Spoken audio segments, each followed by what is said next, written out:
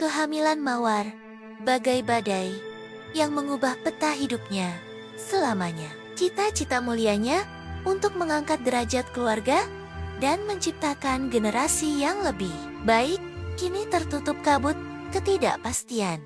Mawar harus berhenti bekerja dan menjalankan tanggung jawab barunya. Dalam diam, ia dan Pak Sony sama-sama berusaha mencari jalan terbaik dalam situasi yang sangat rumit ini.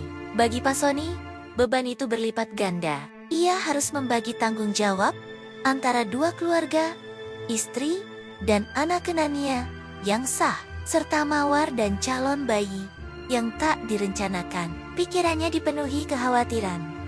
Bagaimana memenuhi kebutuhan semua pihak tanpa merusak harmoni yang sudah terbangun. Sementara bagi Mawar, prinsipnya sederhana namun berat. Pertahankan anak ini, berikan yang terbaik, tanpa merusak keluarga yang sudah ada. Landasannya hanya cinta dan kasih sayang tulus pada kehidupan yang sedang tumbuh dalam rahimnya. Persiapan paling mendesak adalah mencari tempat tinggal yang layak. Kos-kosan jelas bukan tempat untuk merawat bayi. Dengan tabungan yang pas-pasan, dari hasil kerjanya selama ini, Mawar mulai mencari rumah sewa sederhana. Ajaibnya, seolah bayi dalam kandungannya menunjukkan jalannya sendiri. Ia menemukan sebuah rumah kontrakan kecil dengan harga terjangkau yang cukup untuk keluarga kecilnya. Tantangan berikutnya adalah legalitas anak. Dengan air mata dan kejujuran, Mawar menceritakan keadaan sebenarnya kepada Pak RT, yang kebetulan juga pemilik kontrakan. Saya hanya ingin membesarkan anak ini dengan baik, meski ia akan berbeda dari anak-anak lain, ujar Mawar antara isakannya. Melihat keteguhan hati dan kejujuran Mawar, Pak RT dan istrinya tergerak untuk membantu. Mereka tidak hanya memberikannya tempat tinggal, tetapi juga membimbingnya mengurus dokumen-dokumen penting dengan transparan, tanpa menyembunyikan identitas sebenarnya sang ayah. Bulan-bulan berikutnya dijalani Mawar dengan penuh perjuangan. Ia memeriksakan kehamilannya, menyiapkan perlengkapan bayi, dan rumahnya. Hingga menyiapkan nama pun semua diputuskan sendiri. Bahkan pemeriksaan ke dokter pun sendirian. Pak Sony hanya bisa mengantarnya sampai pintu rumah sakit, tanpa bisa mendampingi sepenuhnya.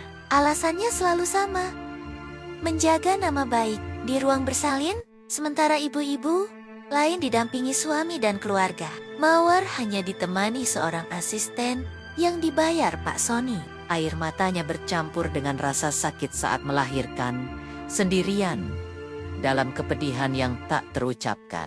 Bayi laki-lakinya lahir dalam sunyi, tanpa tangisan pertama, tanpa sentuhan sang ayah. Ia harus menjalani perawatan intensif. Namun akhirnya dinyatakan sehat. Saat tiba waktunya pulang, seorang bidan yang berbaik hati membantunya mengurus akta kelahiran secara kolektif melalui rumah sakit. Menanyakan, "Mau dikasih nama siapa, Bu?" tanya bidan itu lirih. Mawar pun berpikir sejenak, mengingat catatannya yang pernah ia buat, dan memberi nama anaknya dengan arti penuh harapan, yaitu laki-laki yang terbaik dari ketiga anak laki-laki Pak Sony dari istri sahnya. Karena Mawar berpikir, anaknya kelak, mau tidak mau, suka tidak suka akan menghadapi, merasakan perlakuan yang berbeda karena posisi orang tuanya. Maka dibutuhkan hati yang lapang. Di rumah kontrakannya yang sederhana, Mawar merawat bayinya sendirian. Asisten yang disediakan Pak Sony hanya bertahan 3 bulan untuk menghemat biaya, tanpa tahu berapa penghasilan Pak Sony atau harta yang dimilikinya, bahkan menentukan jumlah jatah bulanannya. Mawar memilih untuk tidak banyak menuntut. Ia hanya menerima apa yang diberikan. Fokus pada satu tujuan, membesarkan anaknya dengan kasih sayang yang tulus. Dalam kesendiriannya, Mawar belajar menjadi ibu dan ayah sekaligus. Setiap malam, sambil menimang bayinya dengan berlinang air mata. Ia berbisik lirih, "Kita jalani bersama apa yang ada di depan kita ya nak. Ibu berjanji akan memberimu kasih sayang yang cukup dan mengusahakan yang terbaik untukmu nak, seperti kukusan bambu buatan ibunya dulu." Mawar kembali menunjukkan kelenturannya. Meski retak dan penuh luka, ia tidak patah. Ia terus bertahan, menganyam harapan dari bila-bila kesulitan. Percaya bahwa suatu saat bintang-bintang akan kembali bersinar untuknya dan anaknya.